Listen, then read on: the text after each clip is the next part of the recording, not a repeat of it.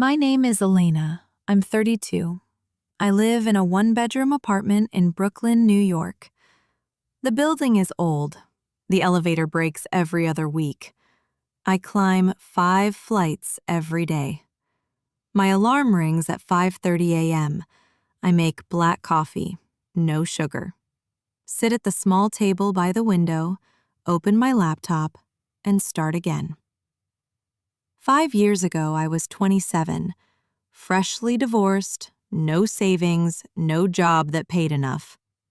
My ex-husband had convinced me to drop out of graduate school halfway through my master's in architecture. "You don't need it," he said. "I'll take care of everything." I believed him. For 4 years, I cooked, cleaned, smiled at family dinners, and slowly faded inside. When he left for someone younger, he took the furniture, the car, and most of my self-worth.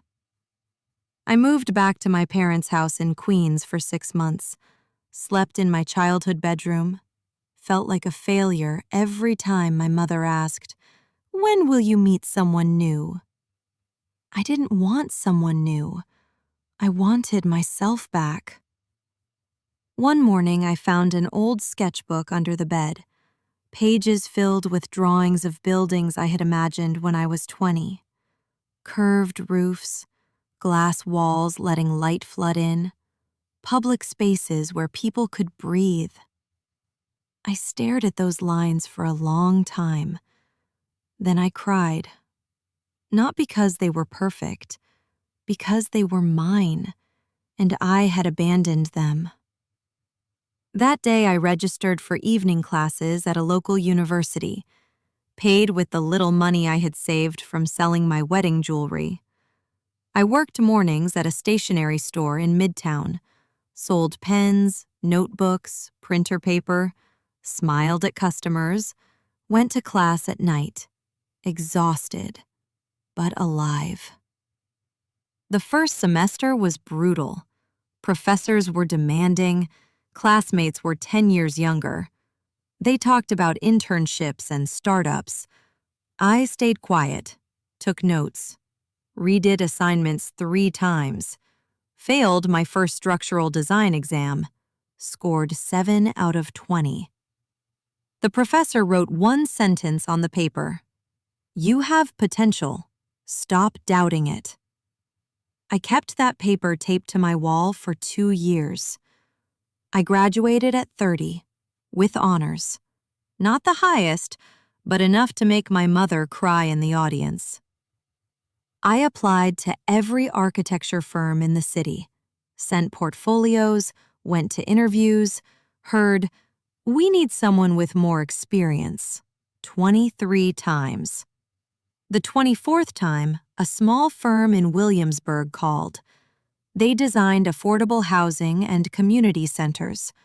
Not glamorous, but meaningful. They hired me as a junior architect. Salary barely covered rent and bills. I moved to Brooklyn. Smaller place, no view, but my own. I worked late, learned Revit at night, read building codes until my eyes burned. My boss, Mr. Rivera, was tough. Once he tore my first site plan in front of the team. "This is lazy," he said. "Do it again. Better." I went home and cried.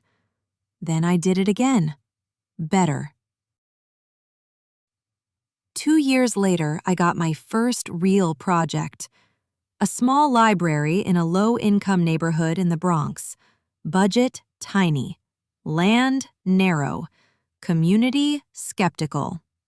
Another empty building, people said. I spent months talking to residents, mothers, shopkeepers, teenagers, asked what they needed, not what I thought they needed. I designed a space with wide steps that could become seating, a shaded courtyard, bookshelves that doubled as partitions, natural light everywhere, solar panels on the roof because power outages were common. I fought for every square foot, every dollar. When the contractor tried to use cheaper bricks, I stood on site at 6 a.m. and said no. We argued. He backed down. Inauguration day came in spring, sunny. Children ran inside first. Women brought coffee and pastries. An old man sat on the steps and opened a book. I stood at the back, watching, not crying, just breathing. After that project, more came. A kindergarten, a community clinic, a small cultural center.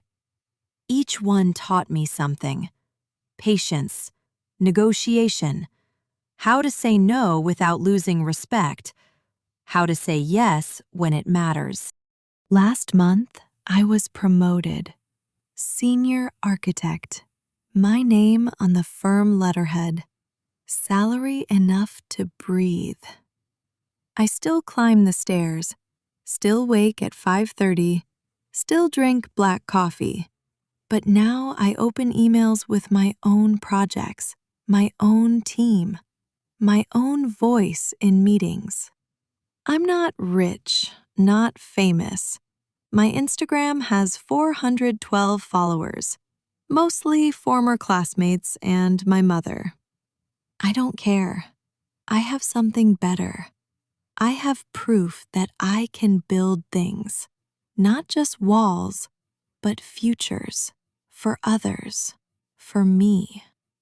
Sometimes at night I stand on my tiny fire escape, look at the city lights, hear sirens and distant music, smell exhaust and street food mixed together. I think about the woman who was 27, scared, empty, believing she was finished. I whisper to her, "We made it. Not all the way, but far enough." Then I go back inside, set the alarm for 5:30, and start again tomorrow, because building never stops.